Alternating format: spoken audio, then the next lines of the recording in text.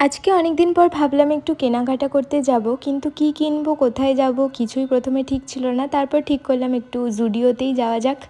বেরিয়ে আমার মায়ের সাথে একটু দেখা করলাম, তারপর এবার আমরা সোজা চলে যাব জুডিওতে। এখন বাড়ি থেকে কোথাও বেরোলেই আগে মনে হয় একটু মায়ের সাথে দেখা করে আসি। তো যাই হোক, মায়ের সাথে দেখা করে এরপর আমরা সেন্ট্রামে চলে এলাম। আর এসে জুডিওতে গিয়ে কিছু নেওয়ার সেরকম প্ল্যান ছিল না, তবে এই বুটগুলো দেখতে বেশ ভালো লাগছিলো, তাই ভাবলাম আমি একটা নিয়ে নিই। আর এই বুটটা বেশ আমার পায়ে ফিটিংসও হয়েছিল, সুন্দর দেখতেও লাগছিলো। তোমাদের কেমন লাগলো বুটটা আমাকে জানিও।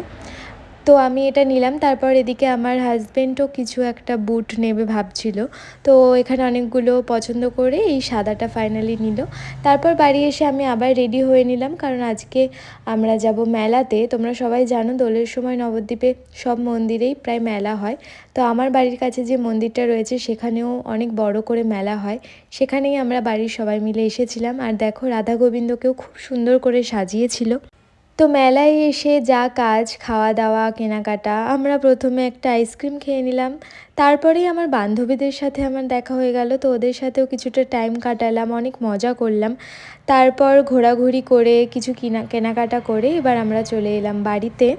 আজকের দিনটা তো আমার বেশ আনন্দেই কাটলো। তো চলো, আজকের ভিডিওটা এই পর্যন্তই। দেখা হচ্ছে নতুন কোনো ভিডিওয়। টাটা।